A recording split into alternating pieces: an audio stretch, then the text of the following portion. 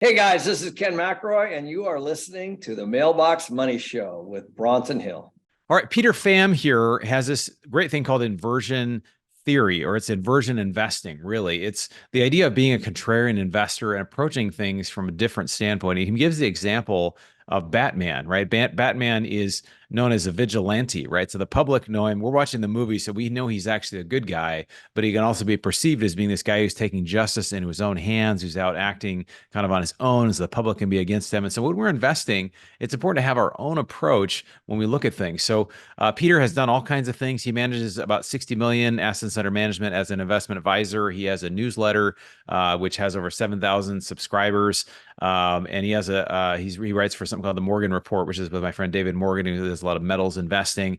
And he's been featured on all kinds of different publications and has a book out called The Big Trade. So I think you're going to love this interview. We have a lot of philosophical conversations about ethical investing, about contrarian investing, what's a good strategy. And I really like some of the analogies that he gives. So I think you're going to enjoy this interview. So let's jump in. All right, welcome to the Mailbox Money Show. I'm Bronson Hill. I have today with me an amazing guest. I've got Peter Pham, who's in New York currently, and he's an investment manager, like I mentioned in his bio, over 60 million in assets under management. And he has a unique thing called inversion investing that we're going to get into. It's a type of contrarian investing. He's going to explain exactly what that is and just ways you can profit from the market. And I'm always looking for things that are a little different and people that have ideas that are not different. We have a mutual friend named David Morgan, and you also write for the Morgan Report, which is great. So anyway, why don't you tell us, Peter, first of all, welcome, and give us a little bit of intro into your background and kind of how you get started with this. Yeah, so basically, I'm an investment advisor, which sort of means fund manager. I also have a podcast, which I'd love to have you come on as well. So Sure. I've had a lot of interesting guys, in addition, hopefully, to yourself in the future as well. And I also do some research, which is found on the Substack page of Inversion Investor. So it's free, and then people can take a look at stuff like that. I'm a published author with Wiley and Son. So in about 2012, I published a book called The Big Trade: Simple Strategies for Maximum Market Returns. And I been in the markets for about like almost like 20 years. I don't know if that gives away my age, but been in the markets for a long time. And Since you were um, five, because you look like you're about 25 there. So thanks for the compliment. But I think actually in for men in the field of like professional work or financial services, it's always better to be more mature. So it's great that if you got started at five, hypothetically, you've acquired a lot of wisdom from all the. There's that quote by Isaac Newton, "Standing on the shoulder of giants," actually, yeah, which I yeah. believe is in reference to British currency as well. So that's what you want to do. You want to hit all the books and stuff like that, all the media. You mentioned Morgan, so I ran into him when I probably was in diapers then. So according to the numbers that we're using, and just listening to him, and I appreciate the value that you're bringing to your audience as well, because I think everyone's just trying to figure things out and try to get some kind of advantage relative to the circumstance of this age and time, basically, that we're in. Yeah, well, I think it's really great when I meet people like yourself that are doing things a little different, that have a unique approach. There are sayings out there that you can't beat the market, so don't even try. And then you see guys like Warren Buffett or other people that have just beaten the market so consistently over time. And one of the things you talked about is, if you're investing, it's time in the market is your friend, right? The longer you have this, the more you have it, both from an investment standpoint as well as a learning standpoint. There's things you learn when things go well, and there's things you learn when they don't go. You probably learn more things when things don't go well. But I just think the experience is really, really valuable. So we want to hear from some of your experience. So I know you've interacted with some amazing people. Your first book, you've interacted with the folks from The Big Short, some of the people that were involved with that, some of the famous folks that we know. You've been featured at all kinds of platforms like Forbes, Motley Fool, Seeking Alpha, CNN Money, all coming in. The list is long. And you have this theory called inversion investing. Can you give a little overview of what it is and some of your investing approach? Sure. I think this is a great way to memorialize Charlie Munger. I'm sure your audience knows him. He's basically Warren Buffett's sidekick.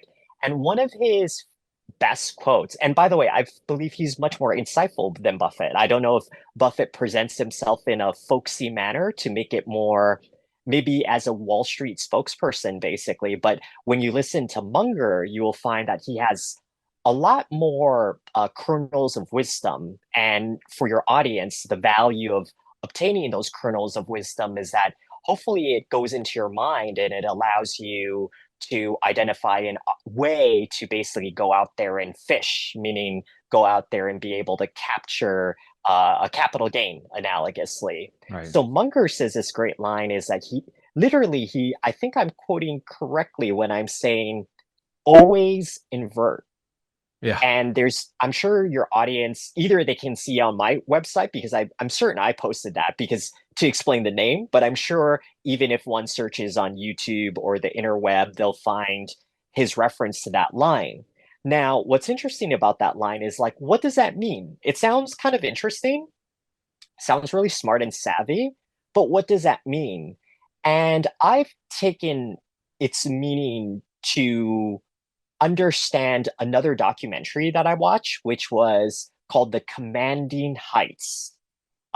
Very good documentary, a 3-part series by PBS back in the day when we didn't really have that much more access to the media. So it was on cable television. And there was a story about 9/11. So that time I was still in my diapers, according to you. So at that time, there was this idea of when the Twin Towers were actually hit, unfortunately, is that basically there were some speculators. I think there's always been rumors about people that were shorting insurance stocks. That's one thing I've heard.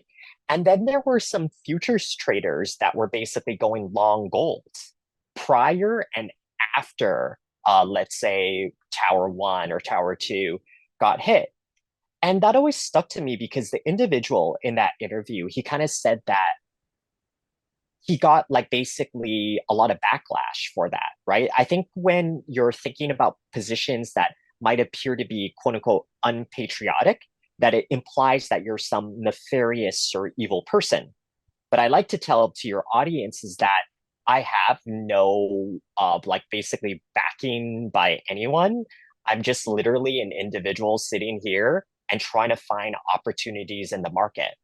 And what Jim Cramer also says is that he basically says that if one was to invest in sin stocks like Philip Morris, basically, they're the maker of Marlboro cigarettes Sure. for the last several decades, is that if you wanted to invest in that, that's fine. And let's say you were adamantly against nicotine, you could then take your capital gains and become an activist. In fact, that's the conspiracy theory that people reference in terms of George Soros. They're always Right. referring to these billionaires that are like basically intervening in social political issues. So going back to all of that is that Soros had shorted the pound to accumulate a lot of his net worth. Going back to the other example of the individual that was basically buying gold in 9/11, and then the sin stock of Kramer's reference to the cigarettes is that I've come to kind of to try to detach morality to kind of become as amoral as possible when looking at equity markets. And I think that's becoming much more difficult for people to do because we're living in some kind of like heightened, kind of like easily triggerable. I don't know if that's a word, but maybe I invented a new word on this podcast, but easily triggerable society, basically super sensitive. Yeah. There's another term. It's called microaggressions. And I think that if you push aside the idea of microaggressions, if you push aside patriotism or nationalism and focus on how the market works and understand even its sinister mechanism, that therein lies some opportunities for your audience to be able to capitalize. So let me give you an example of some trades that I've been taking to really hone in on the significance of inversion investing. Let me just pick a Yeah. pause here real quick, just to kind of sum up what you said or what we got, because I think some people, I just want to make sure that they get this. When you talk about invert, always invert. And I'm reading right now, I'm listening to Charlie Munger's Poor Charlie's Almanac, and he talks all these wise sayings, super wise. He just passed away recently, but Yeah. very, very wise. And I call it playing something in reverse. So if you were to look at a deal and say, well, if this went bad, how would it go bad? Or if something Mm, happens in a certain scenario, how would that happen so that the certain thing plays out differently? And what you're doing is you're playing out a counter scenario for, for example, the green agenda right now. The green agenda sure. has said we can't invest in oil at all. And so as a result, there's been a huge underinvestment in oil, even though we know we're going to need way more oil in the next 5, 10 years, even than we currently have. And that's why prices are continuing to go up. So if you're a contrarian investor, you're looking for those opportunities that other people are neglecting, or those out of favor industries. So would you call it kind of like an out of favor, or like just looking at things from a different perspective than the mainstream? Correct, Branson. Like you could refer to negative sentiment, could be another way to articulate this. And the Sure. oil example that you gave is great because I think, like you said, is that if everything is true in regards to the bearish case of oil, then the question is, why is oil approximately $80 a barrel today at this very moment?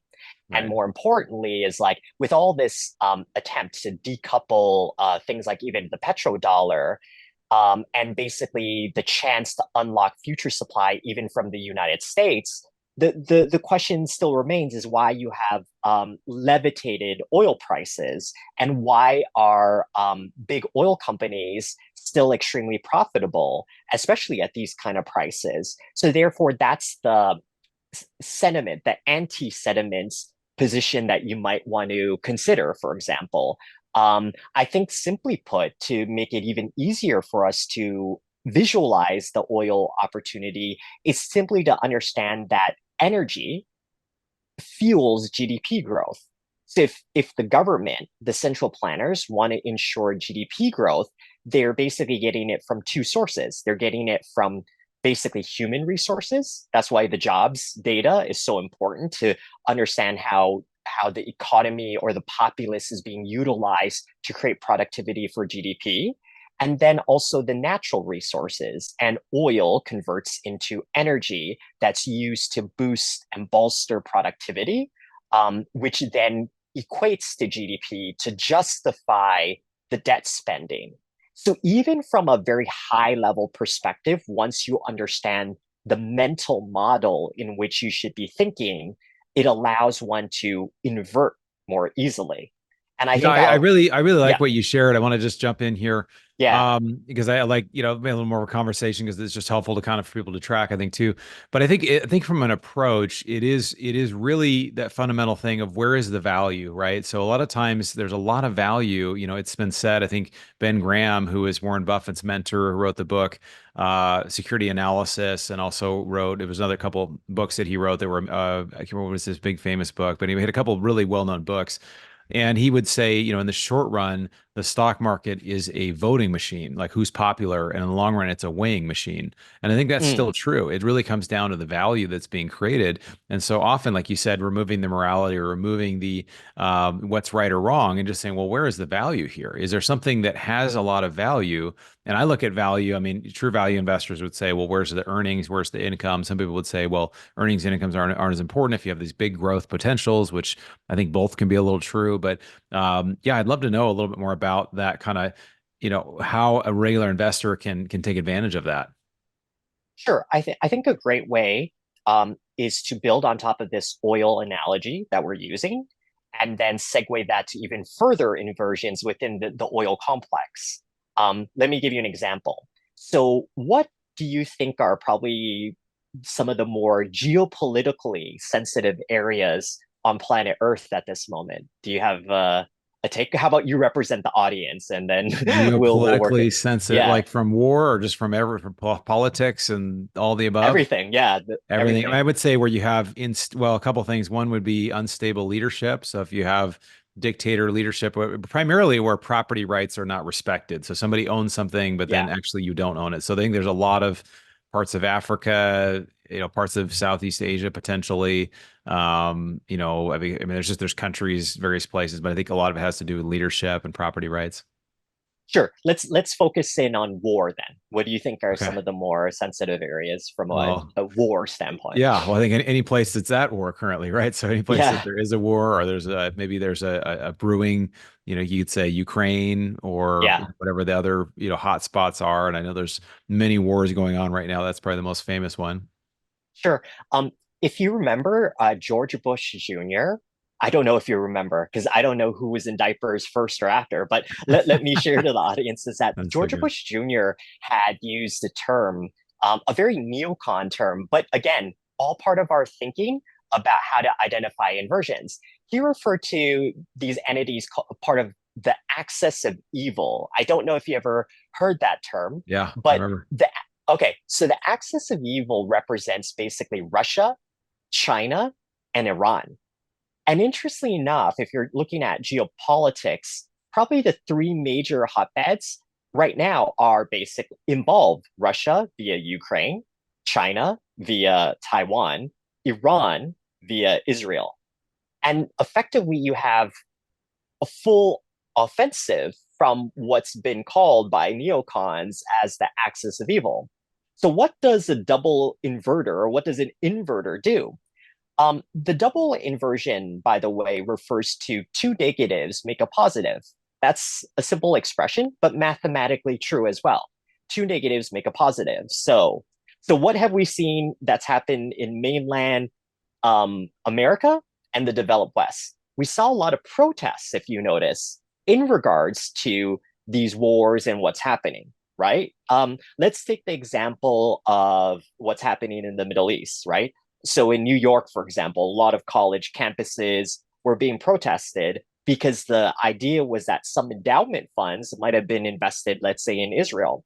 And then there's some people that are upset with all the deployment of capital into the Ukraine and ditto for that of Taiwan. So if one was to go to my website, you'll see that I bought all three major ETFs. I bought the Israel ETF, I bought the Taiwan ETF, and I bought exposure to Central Europe because there's no Ukrainian ETF. But all of them have benefited from the stimulus of money coming from Congress in all of those regions. Now, linking back to the oil ideas, oil is connected to the Middle East. And you can make an argument that oil is connected to what's happening in Russia and the pipelines as well. So now we were building up almost like a Tower of Babel. Is that what it's called? Yeah, I believe that's what it's called, which is connected to theology. The idea of this like tower in which I don't know if it's the greatest analogy, but basically we got this tower of so many different inversions. So you Sure. got let's go back to basically buying the Israeli ETF or the Taiwan ETF, and then getting exposure maybe to semiconductors, which are linked to the Magnificent Seven, and considering opportunities within the oil industrial complex.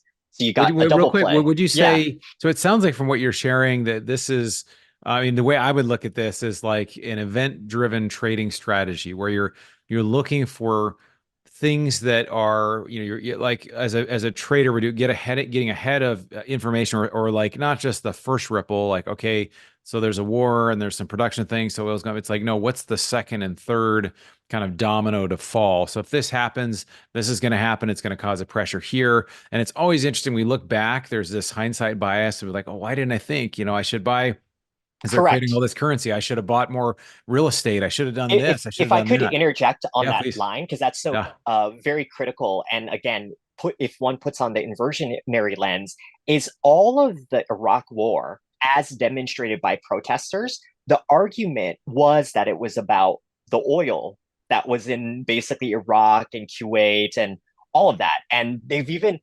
conspiracy theorists even went as far as saying Dick Cheney's connection to Halliburton. And at that time, that was when I started to build up this idea that, ooh, Dick Cheney's connected to Halliburton, what's happening in the Middle East. Ironically, oil went up to $150 a barrel at that time, and Halliburton's profitability bolstered. And I don't want to be no social activist.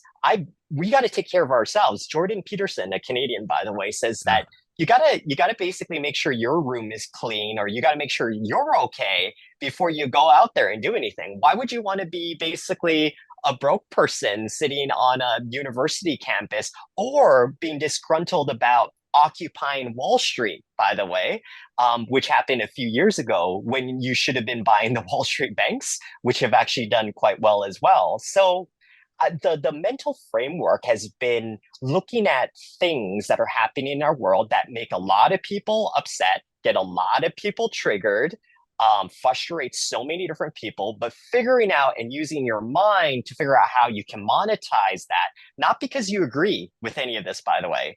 Frankly, it's all messed up, Branson. We live in a very messed up world. I believe we live in a fallen world, or better yet, an inverted world. And the way to counter the inversion, because there's no correction, we're not going back to the Garden of Eden. It can only get worse from here. The only way to combat the inversion clown world that we live in is to be the Joker. And if you notice in the Batman movies, it's Joker sometimes that tells the truth. It's just that he's perceived as the bad guy, and which is fair. But the thing is this, is that he's also telling the truth. And the only way for Batman to combat the Joker is to double invert. Remember, Batman in The Dark Knight, one of my favorite movies of all time, probably after you started wearing diapers, basically, hopefully, is I have that seen it. Yeah. Batman is called a vigilante. But to the viewer watching on the big screen or the small screen, views him and sees him as the hero.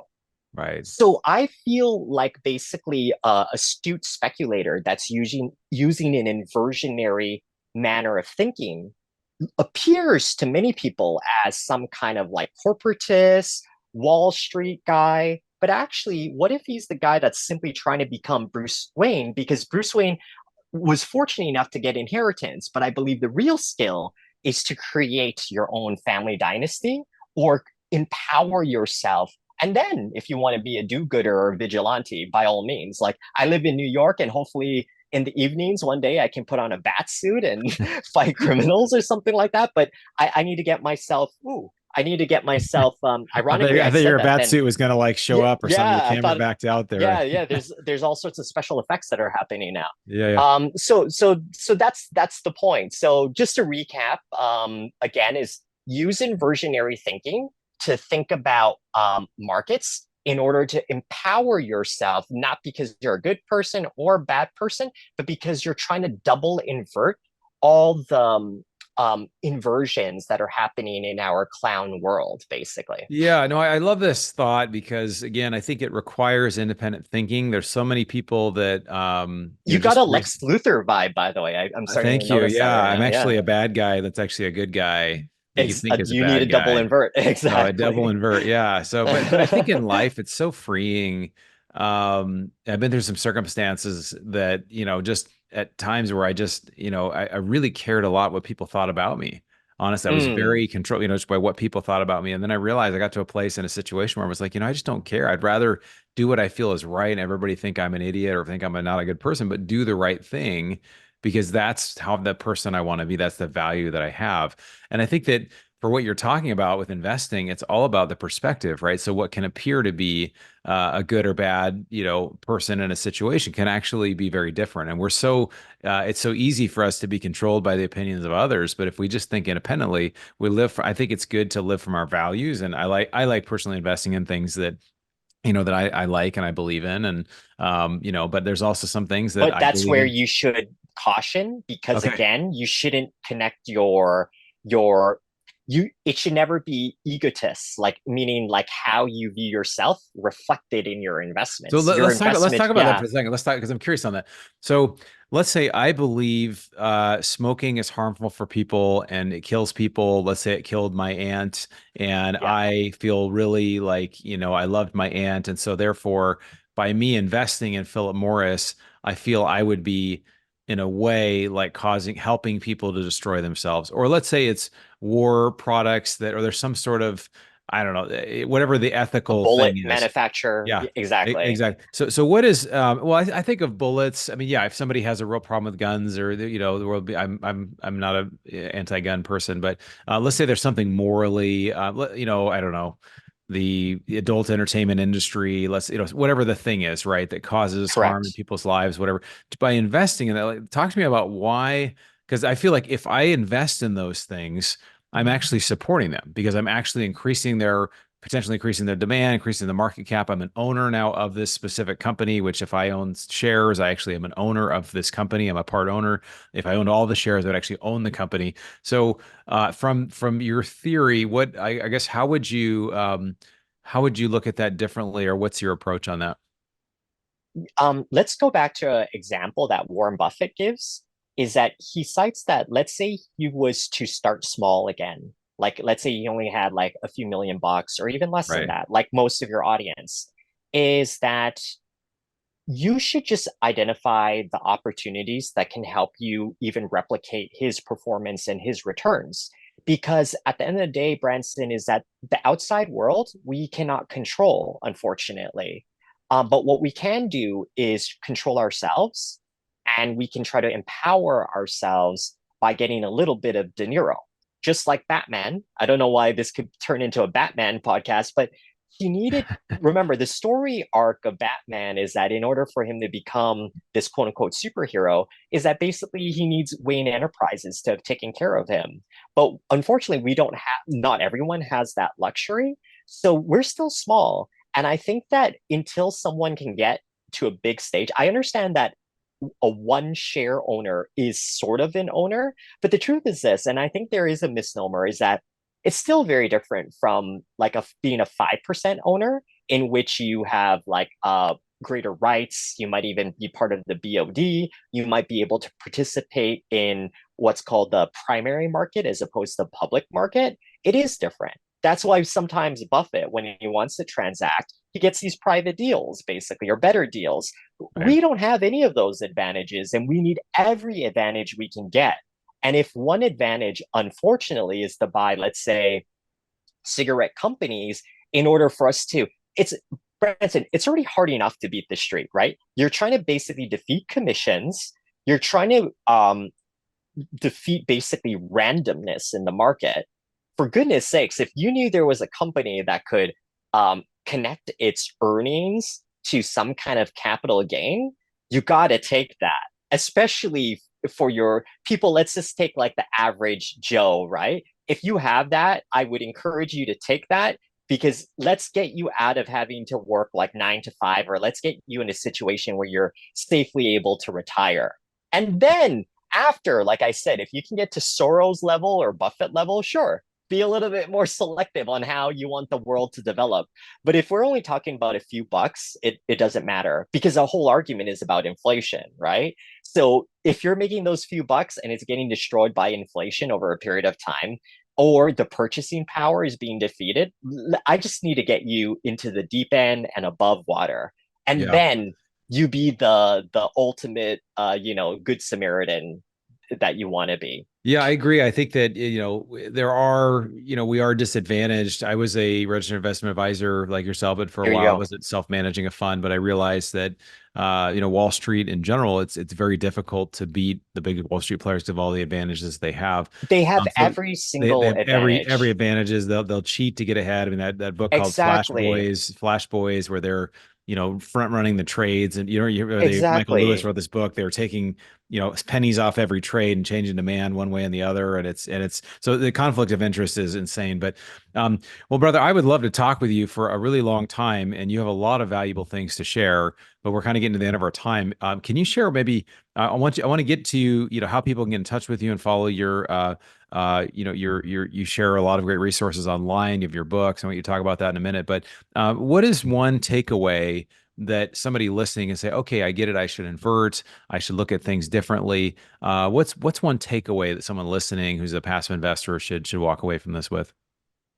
Yeah. So one way to beat the street and not to go full tilt, that's a poker expression, which means basically going bust or getting margin called, is that you need to apply probabilities and statistics on top of whatever your idea is, your thesis is, like a inversion thesis, to ensure that you, number one, have a little bit of money management, so then you don't get killed and don't lose your shirt. And then to ensure that you have a chance, in the relative reasonable amount of time, to see the stock go up. And if you can add that overlay and not use something that's free and found by the brokers. I think about the broker as like a casino, right? If I don't know, you're very close to Las Vegas, by the way.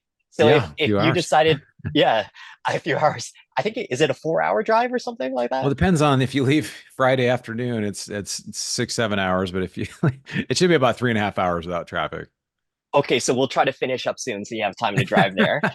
and get some free drinks. Basically, the purpose of the drinks is basically for you to gamble and lose it all to the house, basically. And I think of basically brokers or a lot of service providers as basically the alcohol that they're providing for you. I would be weary about any tools or instrument that's kind of for free, particularly like technical indicators. I believe that most technical indicators should be perceived as basically like fortune telling. The reason why you can think of it like that is that in science we kind of call it like a pseudoscience. And what many people do with technical indicators is they try to curve fit it. They try to fit it to the what they're seeing. It's like interpreting the clouds or doing palm reading, Branson. And therefore, that's why it's so dangerous to use those kind of tools. For example, Right. let's say a 50-day moving average. Some guy adjusts it to like 40-day or 30-day or 20-day. I'm sure you've heard all of those numbers or Mhm. permutations. That's the curve fitting element. And then, time frame. What time frame are you using? And then they swear by it. They say, wow, this works only for Apple stock. But then if you use a 50-day moving average on another company, suddenly it doesn't work. It's not robust enough because it's like basically trying to curve fit. And in statistics, we call curve fitting like force fitting. And therefore, it's not rigorous and robust. And it applies scientifically that it doesn't work. Whereas when I refer to probabilities and statistics, at least it's like a branch of the maths that forces like rigor. So when long story short is that after I have an inversion idea, I try to look and identify opportunities, like let's say like a poker player. So I don't know if your audience watches the World Series of Poker, but when you see cards start to appear on the table, you start to see statistics underneath.